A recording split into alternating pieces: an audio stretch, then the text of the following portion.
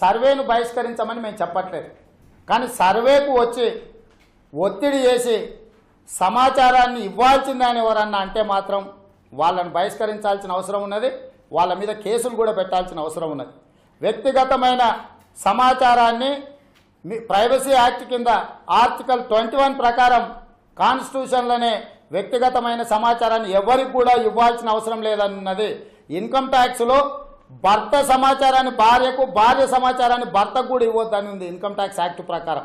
ఆస్తుల వివరాలకు సంబంధించి, బ్యాంకు ఖాతాలకు సంబంధించి ఇంత విస్పష్టంగా చట్టాలు ఉన్నప్పుడు ఎవడినో దారిన పోయే దానయ్యను మన ఇంటికి పంపించి నీకు ఏ బ్యాంకుల ఖాతా ఉంది, నీకు ఏ పోస్ట్ ఆఫీస్లో ఎంత ఉంది, నీ ఇంట్లో బంగారం ఎంత ఉంది, లేకపోతే నీకు ఎన్ని గదుల ఇల్లు ఉంది, నువ్వు ఏ గదిలో పడుకుంటావు, ఏ గదిలో ఉంటావు అనే సమాచారాన్ని ఎవడన్నా బుద్ధి ఉండేటోడు అడిగేదేనా?